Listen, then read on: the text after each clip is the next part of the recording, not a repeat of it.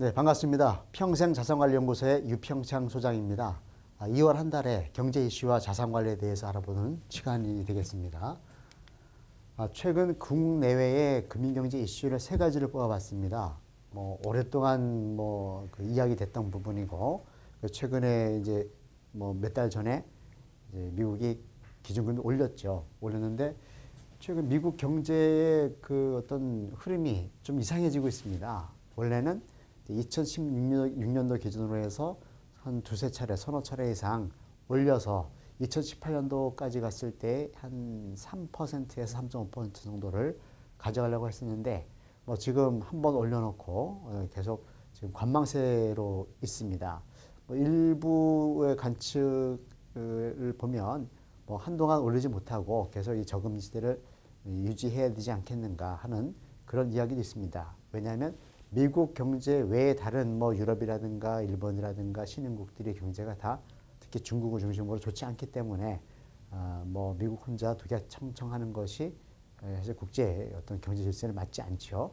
따라서 우리나라의 금리도 이제 연동될 수밖에 없는데 보편적인 시간 그렇지 않습니까? 미국 금리 올라가면 우리도 올라가서 특히 더 올라가야 되겠죠. 그래서 원화값과 달러 값의 어떤 그런 균형을 맞춰야지만이 해외로 자금이 빠져나가지 않을 건데 우리나라 금리가 미국처럼 따라 올라가지 않게 되면 당연히 이제 우리 어떤 외화가 빠져나가서 극단적으로 본다면은 IMF 환란 사태처럼 이런 게 오지 않겠는가 하는 걱정들을 일부 하시는데 우리 학습 효과도 있고 또 우리나라의 어떤 형 상태를 보면 좀 다르겠죠. 왜냐하면 우리나라는 역대 최강의 그 외환 보유고를 가지고 있고 그리고 수출 기업들의 어떤 그런 환경을 좋게 하기 위해서 원화 가치를 떨어뜨리는 즉 환율을 올리는 작업을 좀 해야 되는 것으로 보여집니다. 따라서 우리나라 한국은행의 콜금리가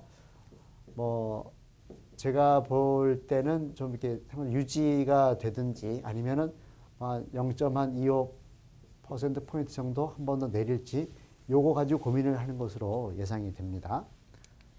그리고 주식 경기하고 부동산 경기가 지금 상반되게 나타나고 있는데요. 상반된다는 의미는 부동산 경기가 최근 수년 동안에 또 저금리와 저성장 이런 걸로 해서 대안이 사실 없었지 않습니까? 은행 예금금리가 낮기 때문에 퇴직자분들이라든가 아니면 어떤 그 위험을 그렇게 감수하지 않으면서 수익을 안정적으로 올릴 수 있는 것이 사실은 수익성 부동산 쪽이었거든요. 그러다 보니까 최근에 막 올라갔는데 미국 금리 올리면서 대출 금리 올라가고 하면은 부동산 경기가 꺾일 줄 알았는데 그렇게 많이 꺾이지 않았습니다. 생각보다. 하지만 코스피라든가 코스닥 쭉 보면은 중국 지수도 마찬가지고 많이 그 변동성이 커졌습니다. 상당히 좀 낮아져 있는데 1800포인트대에서 상당히 그 오랫동안 머무르는 모습을 보여주고 있습니다.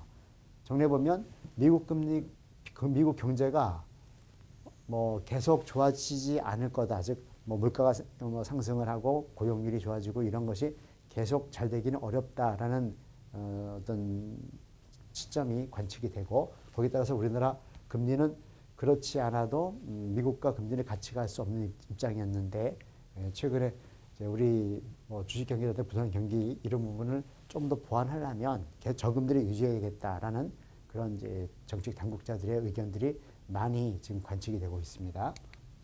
자, 구체적으로 보겠습니다. 7대 경제지표를 보게 되면 소비자 물가지수가 0.3% 즉 1%대가 깨졌죠. 다시 깨졌는데 이거는 큰 문제가 되지 않는다고 저는 봅니다. 개인적으로 최근에 유가 하락이라든가 여러 가지 어떤 농산물 가격이 안정이 많이 됐죠. 태풍이라든가 큰 어떤 농작물 피해가 없어가지고 그런데 근원 소비자 물가가 1%대로 내려갔습니다. 성장률이. 사실은 농산물과 석유류 때문에 낮았다라는 것은 이해할 수 있겠는데 이거를 제외하고도 기존의 2%대에서 이렇게 1% 내려갔다는 거죠. 그래서 이 하락의 의미를 고려해 본다고 하면 사실 성장세가 우리나라도 사실 많이 꺾인 것이 좀 그 증거가 된 것이 아닌가 하는 생각이 들기도 하고요. 특히나 우리 세계적으로 볼 때 중국 경제가 상당히 어렵지 않습니까? 거기에 우리나라는 가장 많이 노출되어 있거든요. 우리나라의 최대 수출 그 대상 국가가 중국 아니겠습니까? 미국보다도. 중국이 지금 바오치래 갖고 7% 수익률, 그 성장률, GDP 성장률이 지금 깨진 상태. 지금 6.8, 9, 이 정도로 내려가 있거든요. 그래서 그 영향을 우리가 받아서 그런 물가까지도 저성장에 이어서 1%대로 내려가지 않았는가 이런 걱정이 좀 되고요. 소비자 심리지수는 좀 많이 빠졌습니다. 3포인트가 빠졌습니다. 이 정도 많이 빠진 거거든요. 우리 BSI 지수, 중소기업 대표자 지역 기업가 분들한테 설문조사한 거죠. 그래서 100 이하면은 안 좋다 보는 건데 100 이하에도 한참 모자라는 65에서 전달에 67에서 또 2포인트가 빠졌다는 겁니다.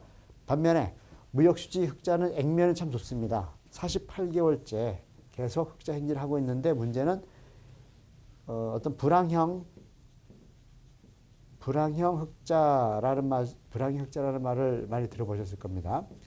가령 수입도 증가하고 수출도 증가해서 이 차이만큼 흑자 나면 좋은데 수입이 하락하고 수출도 하락하고 같이 하락해서 요 차이기 때문에 길게 보면은 수출이 어떤 위축되는 걸 인해 가지고 어떤 우리 경제에 타격이 올 것으로 예상이 됩니다. 따라서 당장에는 무역수지 흑자가 돼서 우리 원화 가치가 커지는 건 좋은데 수출 기업들이 사실 수출 많이 해도 이렇게 되면은 우리 원화가 환율이 이제 떨어지기 때문에 즉 원화 가치가 상승하기 때문에 수출 효과를 못 보고 있는 거죠. 그래서 정부가 어떤 우리 콜금리를 높이지 않고 또는 낮출 수 있다라는 개념이 이렇게 좀 불황형 흑자이기 때문에 우리 수출 기업들의 어떤 그런 수출 환경을 좋게 하기 위해서는 외화가 좀 빠져나가면서 원화 가치가 좀 하락해야 그래야지 좋겠다는 의미에서 앞서 말씀드렸고요.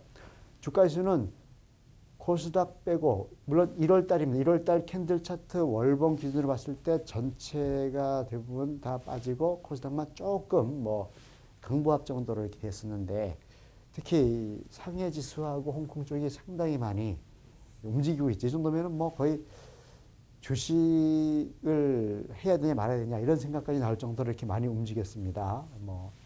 대단한 거죠. 물론 중국 경기가 안 좋다 보니까 거기에 따라서 어떤 중국 수출 기업들 이런 부분들이 좀 실적도 안 좋아지고 또 불확실성 커지고 그래서 많이 빠진 걸로 보여지는데 아무튼 여전히 그 중국 시장은 힘들고요. 또 미국도 다우존스가 5% 빠졌다는 것은 크게 빠진 겁니다. 나스닥은 기술주 중심이니까 그렇다 하더라도 덩치 큰 다우존스 지수가 이렇게 빠졌다는 것은 미국 경제가 계속 상승 무드로 가기에는 좀 어떤 걸러질 부분이 많이 있다라고 볼 수가 있고 그래서 미국도 금리를 당분간 올리는 작업을 좀 스톱하고 있지 않는가 한동안 이런 생각을 해봤습니다.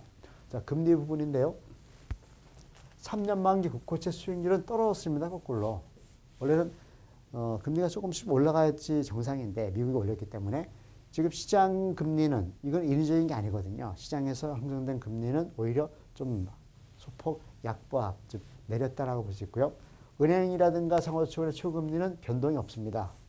몇 달 동안 움직이지 않고 있습니다. 즉 더 올릴 이유는 없다라는 거죠. 특히 대출에 관계되는 코픽스 지수, 특히 신규 취급의 기준으로 우리 소비자분들이 대출을 많이 받는데 이 정도 금액 2%가 안 되는 부분이거든요. 이런 부분 때문에 부동산 관련 경기가 나쁘지 않다. 나쁘지 않다. 나빼더라 이렇게 볼 수가 있겠죠. 자, 환율 부분입니다.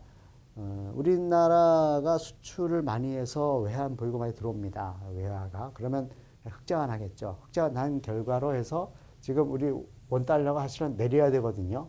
근데 지금 우리나라 입장에서는 이제 외국 돈을 좀 달러를 퍼내야지만 이게 올라갈 수가 있는 거거든요. 올라가야지 수출 기업들에게 좀 이렇게 양호한 여건을 제공할 수 있다는 거죠. 당연한 거 아니겠습니까?